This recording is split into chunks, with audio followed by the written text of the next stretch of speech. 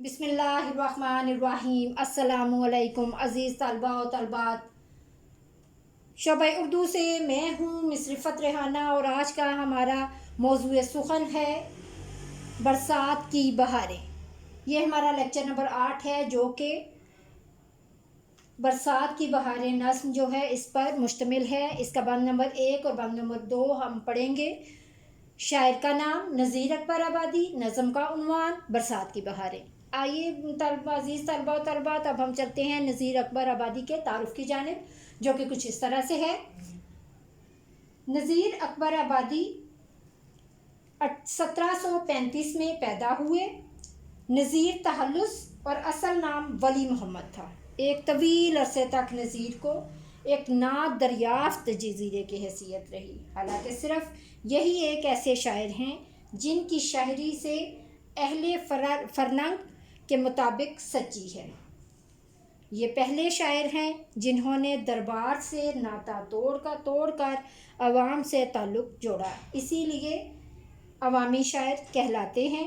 اپنی تمام شاعری میں عوامی جذبات، احساسات اور مشاغل کو جگہ دی۔ ان کی مشہور نظمیں آدمی نامہ، بنجارہ نامہ، برسات، مفلسی، روٹی، شب برات وغیرہ شامل ہیں۔ نذیر اکبر آبادی 1830 کو اللہ کو پیارے ہوئے۔ عزیز طلباء و طالبات، اب ہم چلتے ہیں نظم برسات کی بہاروں کی جانب، جو کہ کچھ اس طرح سے ہے۔ پہلے میں آپ کو اس نظم کے بارے میں بتاؤں کہ یہ کس حیت میں لکھی گئی ہے۔ یہ نظم جو ہے یہ مخمص کی حیت میں لکھی گئی ہے۔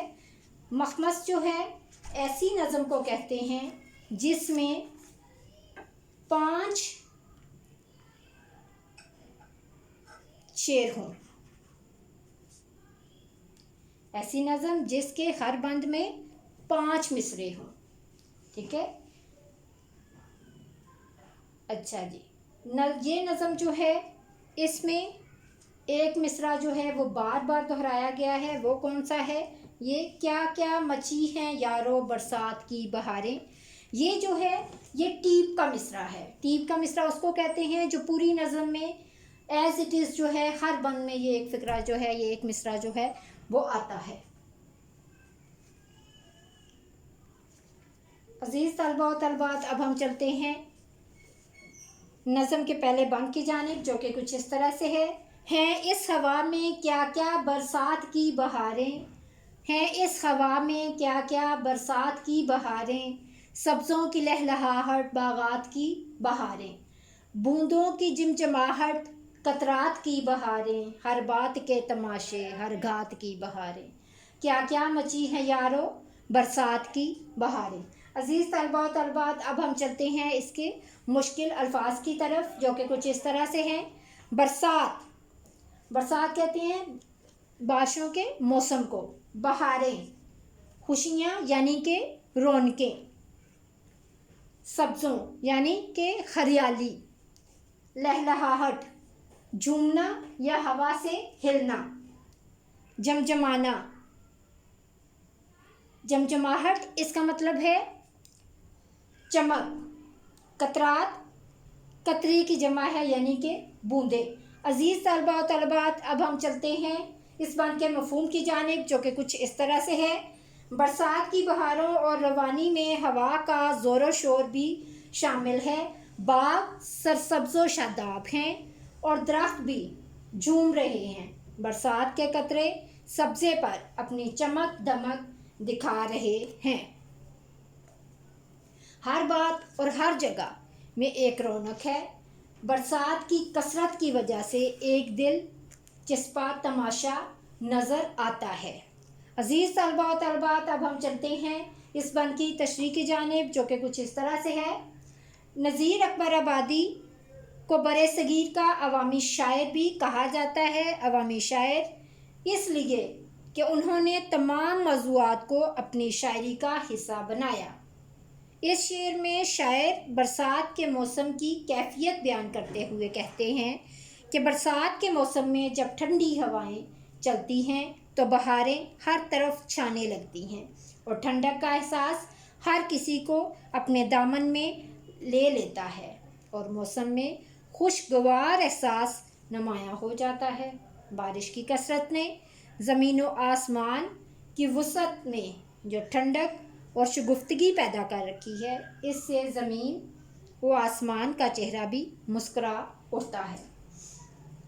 پھر ہوا ہے کہ برسات کے ہاتھوں میں ہاتھ ڈال کر سارے جہاں میں ایسے گھماتی پھر رہی ہے۔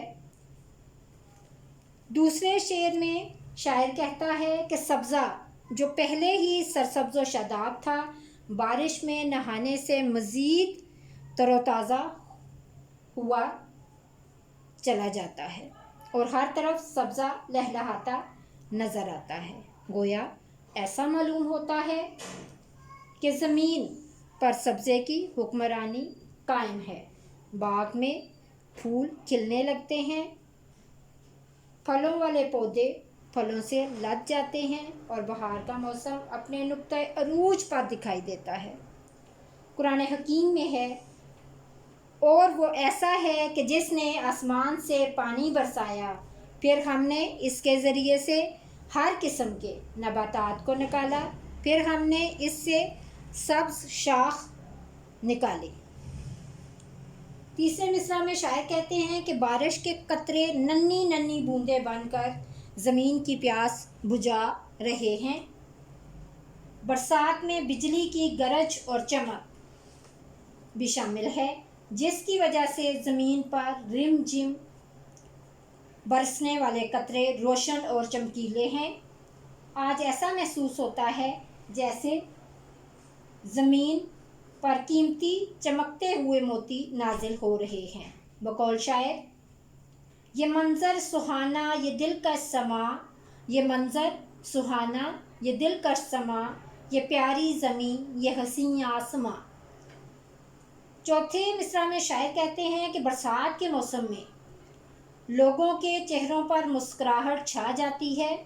لوگ چہک چہک کر ایک دوسرے کے ساتھ باتیں کر کے خوشی کا اظہار کرتے ہیں۔ ہر شخص اس موقع پر بہاروں کا استقبال کرتا دکھائی دیتا ہے۔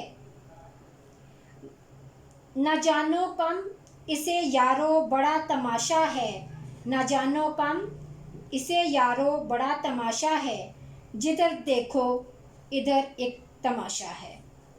پانچویں مصرع میں جو اس بند کا ٹیپ کا مصرع ہے، اس میں شاعر اپنے دوستوں سے مخاطب ہیں اور انہیں پکار پکار کر یہ پیغام دے رہے ہیں کہ اے میرے دوستو، بہار کے موسم کے نظارے نہایت باکمال ہوتے ہیں۔ چاروں طرف برسات کی بہاریں دلوں کو لبلبا رہی ہیں۔ کیا کہوں اب کہ کیسی ہے برسات، کیا کہوں اب کہ کیسی ہے برسات، جوش باراں سے بہہ گئی ہے باغ۔ عزیز طلباء و طالبات، اب ہم چلتے ہیں بند نمبر 2 کی جانب، جو کہ کچھ اس طرح سے ہے۔ بادل ہوا کے اوپر ہو مست چھا رہے ہیں، بادل ہوا کے اوپر ہو مست چھا رہے ہیں، جھڑیوں کی مستیوں سے دھومیں مچا رہے ہیں، پڑتے ہیں پانی ہر جل تھل بنا رہے ہیں، گلزار بھیگتے ہیں سبزے نہا رہے ہیں۔ کیا کیا مچی ہیں یارو برسات کی بہاریں۔ عزیز طلباء و طالبات، اب ہم چلتے ہیں بند نمبر 2 کے مشکل الفاظ کی جانب، جو کہ کچھ اس طرح سے ہیں۔ مست، مست کا مطلب ہے نشے میں چور یا مگن۔ جھڑیوں، جھڑی کہتے ہیں، جھڑیاں کہتے ہیں جو لگاتار جو ہے وہ بارش ہو، اس کو جھڑیاں کہا جاتا ہے۔ جبکہ دھومیں مچانا، دھومیں مچانا، شور مچانا۔ جل تھل، ہر جا ہر جگہ، جل تھل پانی ہی پانی۔ گلزار، باغ، بھیگنا یا بھیگتے ہیں، تر ہوتے ہیں۔ عزیز طلباء و طالبات، اب ہم چلتے ہیں اس بند کے مفہوم کی جانب، جو کہ کچھ اس طرح سے ہے۔ بادل ہوا کے کندھے پر سوار مست پھر رہی ہے اور ساتھ ساتھ زبردست بارش بھی برسا رہے ہیں۔ بارش کے قطرات کی جھڑی لگی ہوئی ہے، بارش نے ہر جگہ کو پانی سے بھر دیا ہے، گویا جل تھل ہو گیا ہے، جس سے باغ، پودے اور پھول سیراب ہو رہے ہیں۔ برسات کی بہاریں بڑی حسین ہیں۔ عزیز طلباء و طالبات، اب ہم چلتے ہیں اس بند کی تشریح کی جانب، جو کہ کچھ اس طرح سے ہے۔ پہلے مصرع میں شاعر کہتے ہیں کہ برسات کے موسم کی آمد کی وجہ سے جہاں زمین پر ہر طرف رونق ہے، وہاں آسمان کی خوبصورتی بھی ناقابل بیان ہے۔ قدرت نے فضا کو دلکش اور حسین بنا دیا ہے۔ ہوا پورے شباب پر ہے، جو سیاہ بادلوں کو اپنے کندھے پر سوار کیے پھرتی ہے۔ گھنگور گھٹائیں ہوا کے زور سے نشے میں مست چال چل رہی ہیں۔ کھڑے بادلوں کے وہ خیمے بلند کرے عالم نور جس کو بلند۔ دوسرے مصرع میں شاعر کہتے ہیں کہ جہاں آسمان کی بلندیوں پر بادلوں کی شوخیاں ہیں، وہاں سیرابی بادلوں کی کیفیت بھی کچھ کم نہیں۔ بادل جب زمین کا رخ کرتے ہیں تو بارش کے قطرات نے دھوم مچا رکھی ہے۔ بارش کی جھڑیاں تھمنے کا نام نہیں لیتی۔ برسات ہے کہ مسلسل برس رہی ہے۔ یہ باریک بوندیں یہ گہری گھٹا، یہ سبزہ خنک اور ٹھنڈی ہوا۔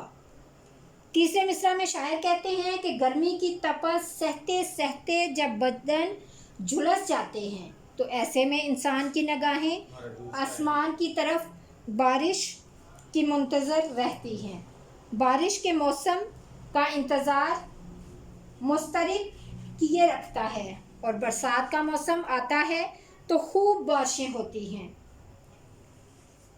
اور بارشوں کی وجہ سے جگہ جگہ جل تھل کے مناظر دکھائی دیتے ہیں۔ ارشاد خداوندی ہے، اور اللہ آسمان سے پانی برسا کر اس سے زمین کو اور اس کی موت کے بعد زندہ کر دیتا ہے۔ یقیناً اس میں ان لوگوں کے لیے نشانیاں ہیں جو سنیں۔ چوتھے مصرع میں شاعر برسات کی شگفتگی کو مزید بیان کرتے ہوئے کہتے ہیں کہ جہاں لوگوں کے دل برسات کی خوشی سے خوش و خرم ہیں، وہاں بارش کی کثرت سے ہر جگہ سبزہ اگایا ہے۔ اللہ کی رحمت نے پورے باغ کو سبزے کے فرش میں تبدیل کر دیا ہے۔ سبزے کی لہلہاہٹ آج آنکھ کا نور بنی ہوئی ہے، اور بارش برسنے سے دنیا بھیگ رہی ہے۔ اللہ کی قدرت کے علاوہ دنیا کو یہ حسن کون عطا کرتا ہے؟ عزیز طلباء و طالبات، ہمارا آج کا لیکچر نمبر 8 جو ہے وہ اختتام پذیر ہوتا ہے۔ لیکچر نمبر 9 کے ساتھ دوبارہ حاضر ہوں گے، اس وقت تک کے لیے اجازت دیجیے۔ اللہ حافظ۔